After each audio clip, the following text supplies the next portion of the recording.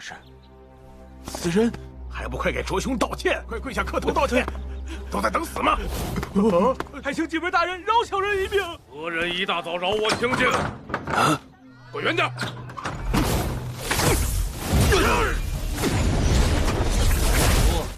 到底怎么回事？ Kembali lagi bersama Bang Jago. Seperti biasa Mimin selalu mendoakan kalian semoga selalu dalam keadaan sehat dan dalam kondisi terbaik. Di video kali ini Mimin akan menceritakan sebuah donghua series dari Wusen Jujai. Dan bagi kalian yang mungkin baru gabung ya, Mimin saranin untuk nonton bagian sebelumnya dulu. Linknya ada di deskripsi. Tak berlama-lama langsung saja kita masuk ke isi ceritanya.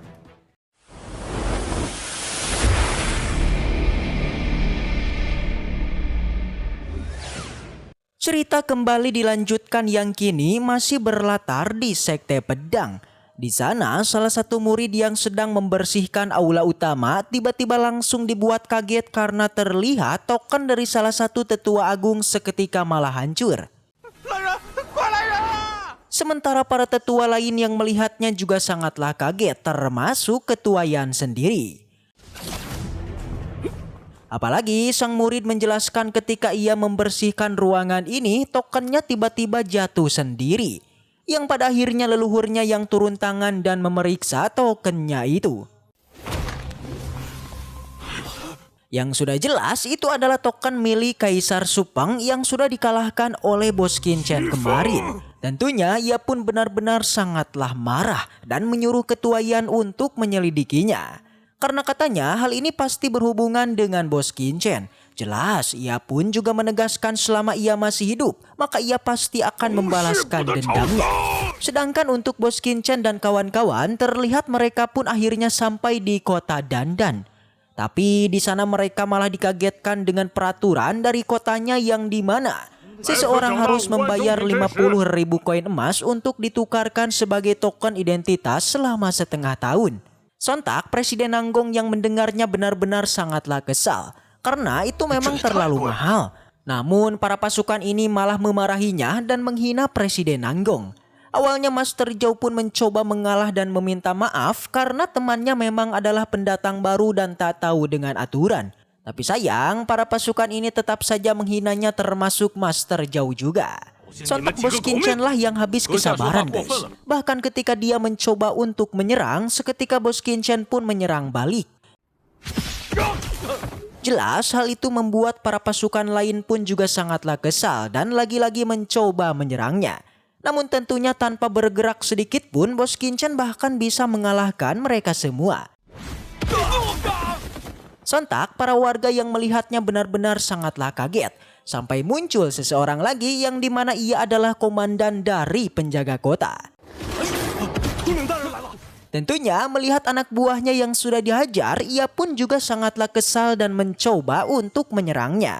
Tapi lagi-lagi teknik beruangnya juga tak mampu untuk menyentuh Bos Qianchen kita.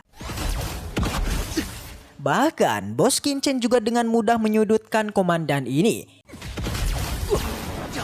Di sana Bos Qianchen pun menjelaskan kalau para pasukannya lah yang merendahkan mereka terlebih dulu. Namun untuk para pasukan mereka juga tak tinggal diam dan menuduh kalau Bos Qianchen dan kawan-kawan sudah menghina kota Dandao. Alhasil Master Zhou pun akhirnya turun tangan dan mengatakan kalau ia adalah alkemis di kota ini.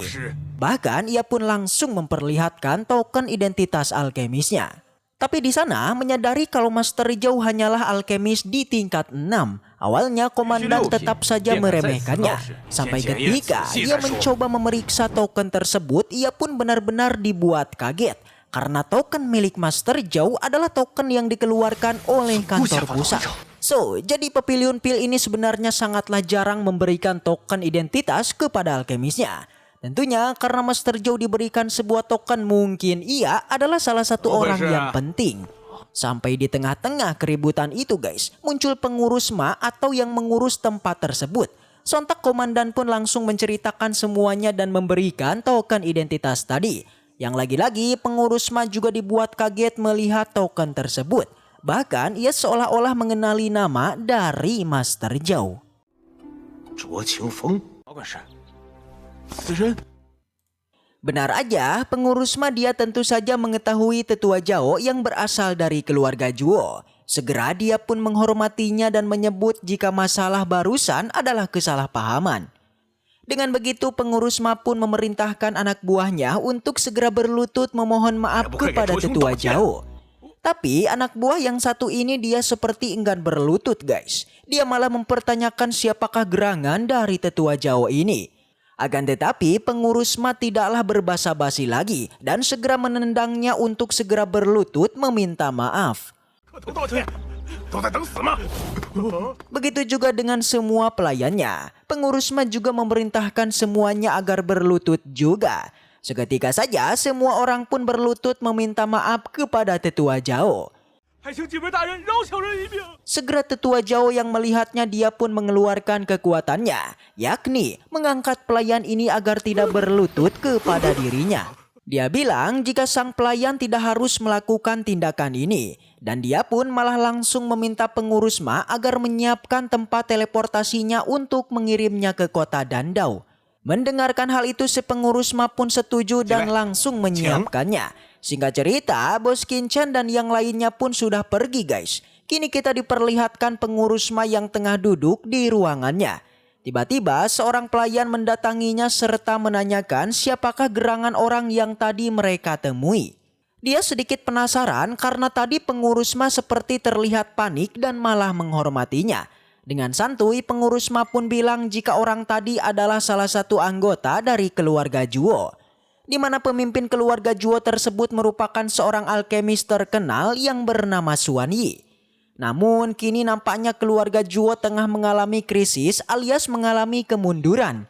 Akibat pengobatan dari Xuan Yi yang tidak sehebat dahulu. Dengan begitu, sang pelayan pun bertanya mengapa mereka harus takut lagi kepada anggota dari keluarga Juo. Namun nyatanya pengurus Ma sama sekali tidaklah takut. Bahkan dia merasa di atas angin karena keluarga Juo alias tetua Jao memanglah pernah menyinggung istana Piao Miao hingga diusir dari dalam istana. Dia merasa tak menyangka jika tetua Jao berani kembali ke kediamannya yang dengan itulah ia pun akan melaporkan berita ini kepada istana dari Piao Miao. Sin kemudian berpindah ke sebuah pasar. Terlihat di sana tetua Jao dan yang lainnya tengah berjalan menuju ke kediaman keluarga Juo. Di perjalanan mereka terus berbincang hingga Bos Qinchan merasa ada yang aneh dengan pengurus Ma tadi. Bos Qinchan menduga jika pengurus Ma tadi memanglah memiliki niat yang tidak baik. Oleh karena itu, Bos Qinchan beruntung telah merekam semua kejadian tadi pada sebuah kristal yang dia berikan kepada tetua Jao. Bos Qinchan tentu berharap jika nanti ada sebuah masalah, maka tetua Jao bisa mengeluarkan rekaman tersebut untuk sebuah bukti. Waktu demi waktu terus berlalu, tak terasa perjalanan mereka sudah sampai di sore hari. Di sana, tetua Jao terus menjelaskan dan mengenalkan tempat kelahirannya kepada Bos Qinchan dan Presiden Nanggong. Dikatakan kota Dandau memiliki kekuatan yang cukup besar hingga mempunyai sebuah formasi kuat hingga tempat teleportasi yang sangat canggih. Singkat cerita, akhirnya mereka sampai di depan gerbang keluarga Juo. Tetua Jao pun memperkenalkan Bos Qinchan dan dia pun langsung masuk mengetuk pintunya. Namun tak disangka tetua Juo pun terkejut dikala dia melihat kalau yang membuka pintu bukanlah anggota keluarga Juo. Bahkan tetua Jao sempat diusir karena katanya tempat ini bukan lagi milik keluarga Juo. Tak terima akan hal itu sontak tetua Jao pun marah dan ingin menanyakan kebenarannya. Segera ia pun mengeluarkan kekuatannya dan terjadilah sebuah pertarungan. Melihat tetua Jao yang kewalahan, jelas Bos Qinchan tidak tinggal diam. Dia pun maju dan hanya satu hentakan saja si pria gemuk pun auto terpental. Di sana Bos Qinchan pun menanyakan kebenaran dari masalah keluarga Juo. Yang ternyata kediamannya ini telah digadaikan kepada pegadaian dari Xuan Yan. Sementara untuk keluarga Juo, dirinya sama sekali tidaklah mengetahuinya. Mendengar itu, tetua Jao pun bertekad untuk segera pergi ke tempat pegadaian. Namun Bos Qinchan menghentikannya. Menurutnya tetua Jao haruslah berpikir jernih dan tidak boleh terburu-buru. Bos Qinchen sedikit menyadari kalau ada yang janggal yang kini terjadi pada keluarga Zhuo dan juga Raja Pengobatan Xuan Yi. Masalah apakah itu guys? Jika penasaran maka Mimin akan lanjutkan ceritanya di minggu depan. Baiklah, mungkin segitu aja untuk pembahasan kali ini. Semoga kita selalu diberikan kesehatan untuk mengawal Donghua ini. Dan sampai jumpa di video selanjutnya.